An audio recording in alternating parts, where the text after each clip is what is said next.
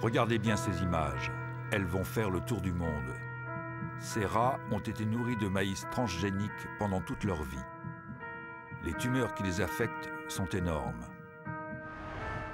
L'étude qui a permis de révéler l'impact des OGM sur la santé de ces rats vient de se terminer. Elle a bénéficié de moyens techniques et financiers exceptionnels. Pendant 2 ans, nous avons pu en suivre tout le déroulement.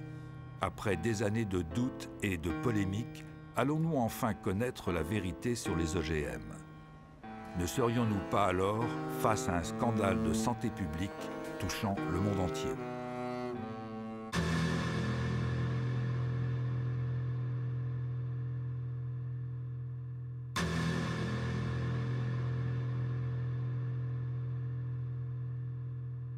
Donc c'est la plus longue et la plus détaillée des études à ce jour sur un OGM.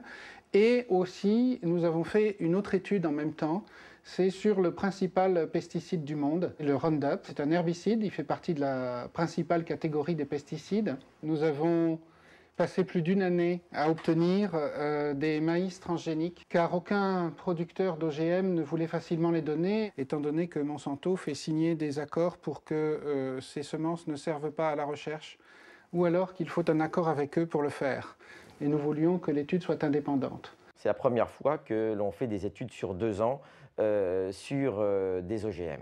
Ça, c'est déjà la grande différence.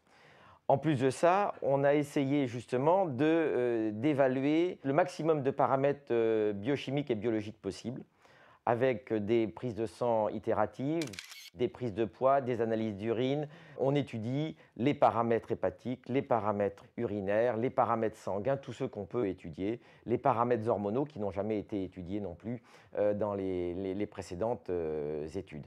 Donc c'est vraiment une première mondiale. Jusqu'ici, le maïs NK603, l'OGM retenu pour cette étude, n'avait été testé que pendant 3 mois, sous le seul contrôle de son fabricant, Monsanto. Quant au Roundup, également produit par la multinationale et utilisé pour la culture du maïs, seul son principe actif, le glyphosate, avait été évalué et non sa formule complète. Or, pour permettre au principe actif de pénétrer dans les cellules de la plante, l'industriel utilise des adjuvants qui peuvent parfois se révéler plus nocifs que le glyphosate lui-même.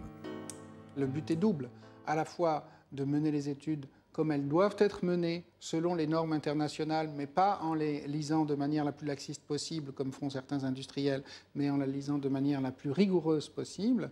Et deuxièmement, de savoir effectivement s'il y a des effets secondaires.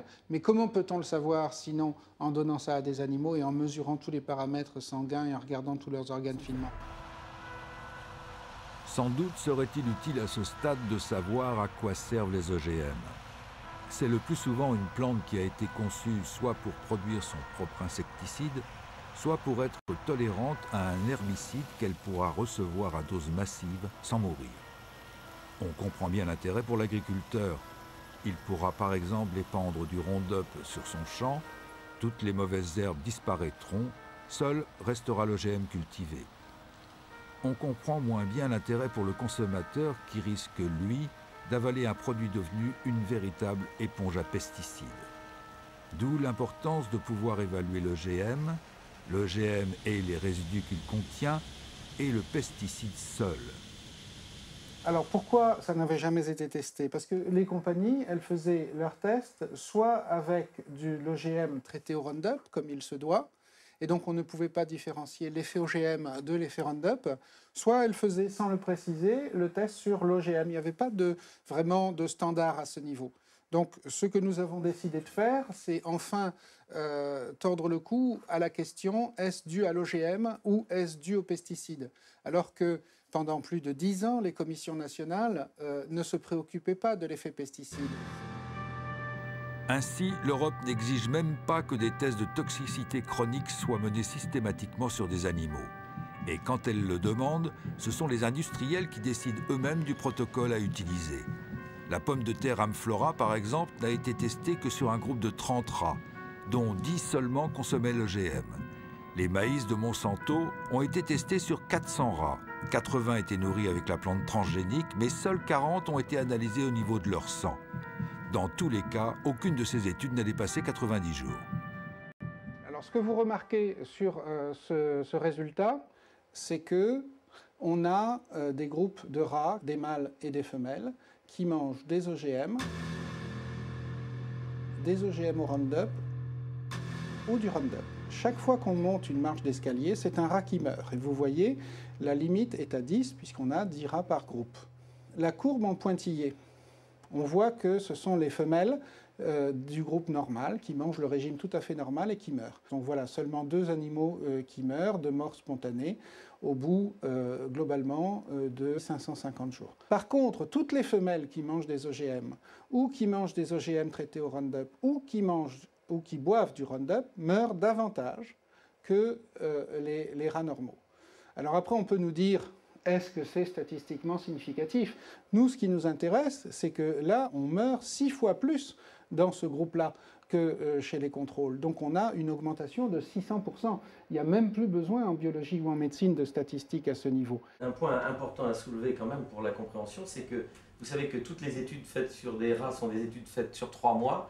Et comme par hasard, là, on ne voit aucun trouble apparaître avant 3 mois. Les premiers troubles apparaissent au 4e mois. Ça, c'est très important. Ça, c'est fondamental. Ça veut dire que des études sur 3 mois ne servent à rien. Exactement. Si ce n'est à donner de bonne conscience. L'équipe du professeur Seralini a disséqué chacun des 200 rats pour analyser exactement ce qui affectait leurs organes. Le but, tenter de comprendre comment chacun des 3 régimes, OGM, OGM et Roundup seul, pouvait agir sur le métabolisme des animaux, particulièrement en ce qui concerne l'apparition de tumeurs qui, sans surprise, ne se développent seulement qu'après le 3e mois. Alors, le nombre de tumeurs palpables, bien visibles, qui apparaissent chez les animaux au cours de l'expérience sont représentés sur cette figure. Donc là, on a les rats qui ne reçoivent que des OGM face à ceux qui mangent une nourriture normale. Vous voyez qu'il y a très peu de mâles qui ont des tumeurs. Ils sont plus résistants pendant la durée du traitement. Donc, ce que nous remarquons sur ces figures, c'est que chaque fois qu'on monte une marche d'escalier, ce sont des grosses tumeurs qui font au moins 17 mm sur 17 mm, ce qui veut dire que pour le rat, pour montrer des photos, c'est énorme, hein. Ça peut être l'équivalent d'une tumeur grosse comme ça chez l'homme, hein. Énorme. Il se trouve qu'on a identifié chacune de ces tumeurs et 94% des tumeurs sont des tumeurs dites mammaires, c'est-à-dire ce qui correspondrait à des tumeurs du sein chez la femelle. Donc là, il y a des tumeurs du rein chez les mâles, mais il y a aussi des tumeurs mammaires, ce qui est assez exceptionnel chez les mâles. Ça laisse soupçonner un effet hormonal. Et d'ailleurs, qui n'est pas dose dépendant. Le cancer, 60% des cancers du sein, en fait, dépendent de perturbations hormonales. L'étude du professeur Seralini nous réserve une dernière surprise. Et celle-là est de taille. Alors que l'on pouvait soupçonner que la surmortalité des rats serait principalement due aux pesticides associés au maïs, il semblerait que l'étude ait mis en évidence pour la première fois au monde un effet dû à la transgénèse elle-même. C'est-à-dire que le seul fait d'intervenir sur le génome de la plante pour le modifier pourrait avoir des conséquences que personne jusque-là n'avait prévues. De quoi remettre en cause toutes les conceptions scientifiques ayant conduit à l'invention des OGM. On n'avait jamais testé le Roundup lui-même pendant 2 ans. Ceci dit, le Roundup, dans nos études cellulaires, montrait que les cellules de foie, d'embryon, de rein, de placenta, de cordon ombilical mouraient beaucoup plus vite.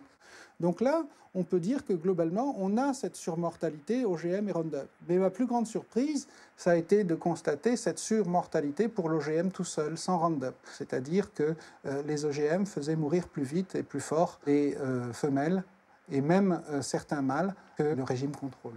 Et donc, il y a là un effet qui peut être dû soit au gène de l'OGM qui s'est mal inséré dans la plante et qui a perturbé le reste, soit un effet métabolique secondaire. Une modification d'une céréale ou d'un maïs OGM, en fonction des gènes insérés pour le transformer en OGM, peut avoir des résultats différents. C'est-à-dire que ce n'est pas parce que cet OGM-là a cet effet-là que tous en auront, et il y en a peut-être qui en ont bien plus d'effets. Ça, c'est quand même marquant, c'est que ces 7 OGM que mangent les Américains Voilà. et cet OGM que nous importons et que les agences européennes, y compris françaises, ont autorisé à l'importation et à la contamination de l'alimentation.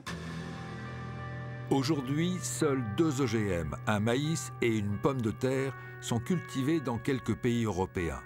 Ce qui n'empêche pas 27 millions de tonnes de soja transgénique d'entrer chaque année dans les ports européens. Ce soja sert à nourrir nos animaux de boucherie, mais il entre aussi dans la composition de nombreux produits alimentaires. Nous, ce que nous voulons avec cette étude, c'est que, il y ait un moratoire parce que c'est assez grave pour dire « écoutez, on ne va pas manger ça sans le savoir ». Et le problème, c'est qu'on a importé tout et n'importe quoi, ou qu'on a cultivé tout et n'importe quoi aux États-Unis. Et 2, que d'autres études soient refaites et qu'on oblige tous les producteurs d'OGM à refaire ce type d'études avant d'exercer leur commerce.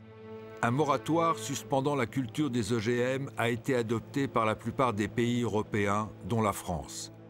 Au vu des résultats de l'étude du CRIGEN, il serait peut-être temps de l'étendre à tous les OGM agricoles alimentaires. Pour établir une vérité définitive en science, il faut des équipes, du temps, des moyens. Trop cher, trop long, diront certains. Mais en acceptant ce prix, est-ce que nous n'aurions pas pu éviter des scandales sanitaires récents ? Alors, les OGM vont-ils provoquer un nouveau scénario catastrophe ? C'est à l'évidence un risque que l'on ne peut courir et dans l'attente de certitudes scientifiques, il faut employer le fameux principe de précaution dont on parle si souvent et que l'on applique si peu.